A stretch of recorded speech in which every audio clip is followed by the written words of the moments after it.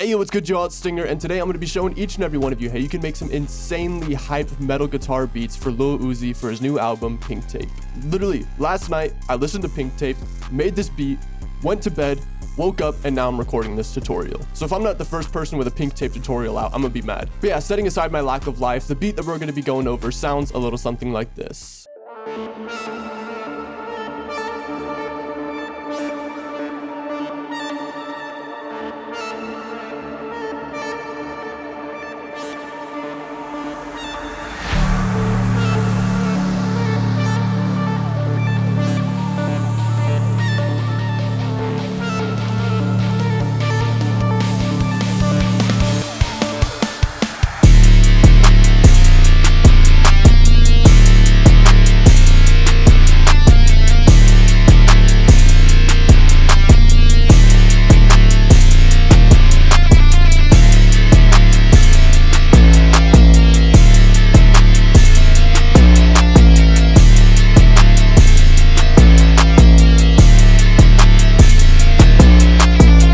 The first thing that we're going to go over is the melody, and my favorite metal guitar VST is Ample Metal Eclipse. It's definitely not the most realistic sounding guitar VST, but it has some of the nicest tones that I've seen from a metal guitar VST, and the pattern that I laid down is stupid simple. The first thing that I did is I threw down a bass line going from D to F to A.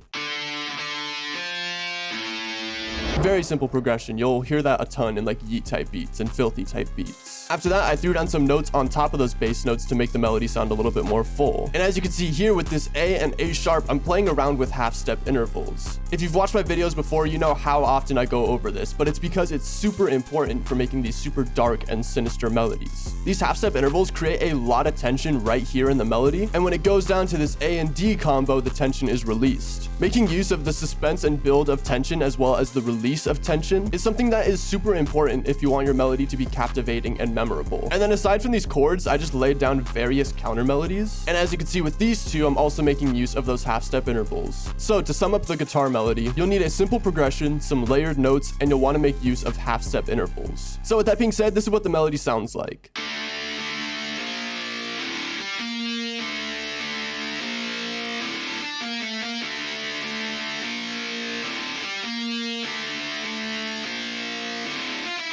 Now, as you can tell, we already have a great foundation for our melody, which is why I only threw down one more melodic component, being this lead. And oh boy, would you look at that, we are yet again making use of those half-step intervals. I just have this playing a very basic arpeggiation, and I also have it mimicking this phrase from our original melody in the guitar, though it's thrown up by an octave, so it creates a nice little harmony. So this is what the lead guitar sounds like.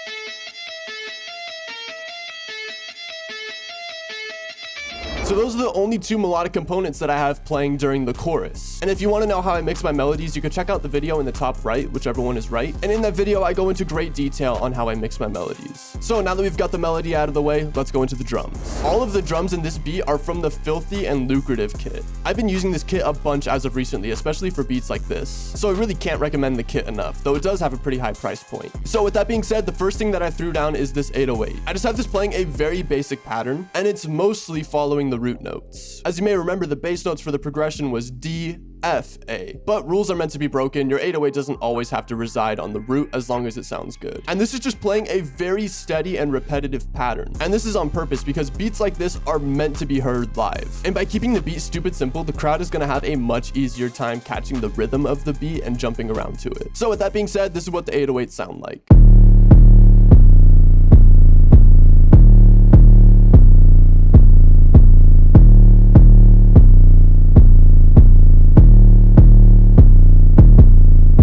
Now, since our melody was relatively simple, I wanted to give a little bit of a switch up with the 808s to build more energy in the track. So instead of having these A's down here, I moved them up by an octave. And then I also played around with that A sharp A half step interval.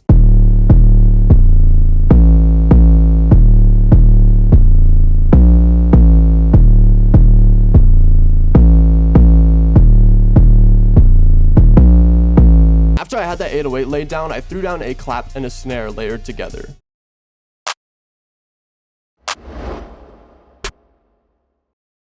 Something I recommend doing in terms of mixing when you have two layered sounds is to route them both to one bus. And this is helpful because you can see the peak volume of both of the tracks combined.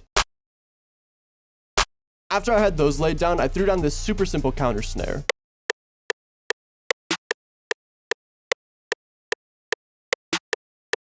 And the final two things that I threw down are the hi-hat and the open hat. Yet again, this is another thing that I wanted to keep stupid simple. I wanted the bounce to be super consistent, and I didn't want to include anything that would like possibly throw the listener off. So it's literally just a basic two-step hi-hat pattern with this little thing every so often.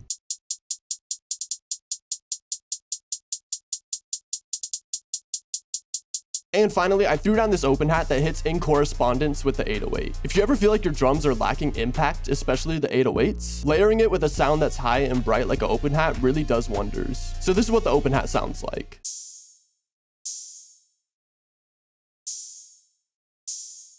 And then now with everything all together, this is what the chorus sounds like.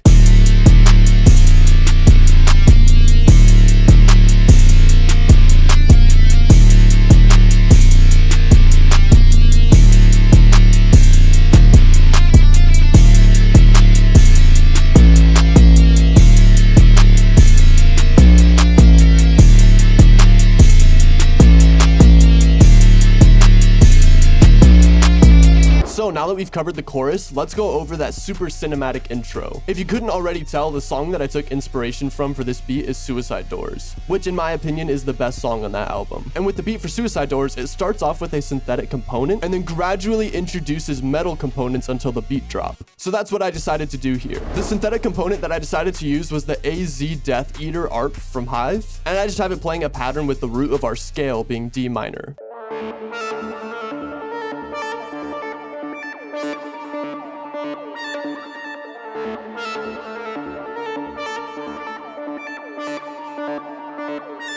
So I let that play for the first 8 bars. And then for the next 8 bars, I introduce a ton of extra stuff. The first thing is yet another instance of Ample Metal Eclipse, though this time it's actually on the palm mute setting. And I just have it playing some really deep chugs to build suspense into the drop.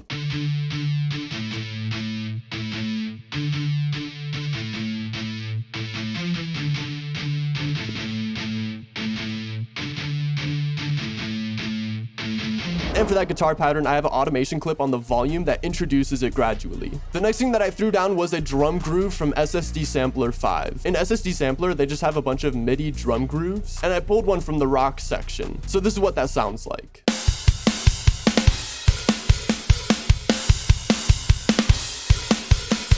And then similarly to the guitar, I also have a volume automation that introduces it gradually. And now aside from those components for the build-up, I just have a ton of cinematic effects. I have these 2 impacts, these 2 whooshes, this little like monster screech, as well as this sub-bass soundscape, a riser, and this really weird like flesh crackling sound effect. And the reason I have so many risers and whooshes and impacts is yet again to build the S word, suspense. You could have the most amazingly arranged intro into a drop, but if you're not building suspense, the drop payoff is going to be diminished as a result. So yeah, if you're going to do a super long-winded intro like with this beat, be sure you're building suspense. So with that being said, this is what the intro sounds like altogether.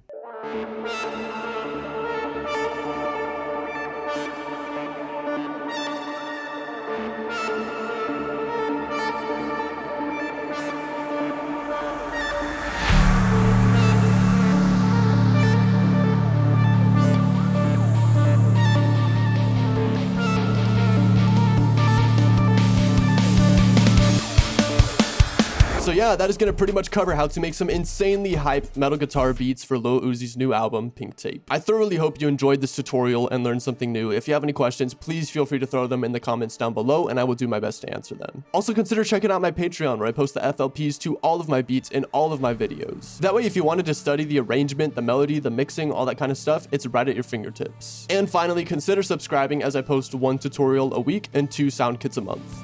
Other than that, that's going to be it. Peace.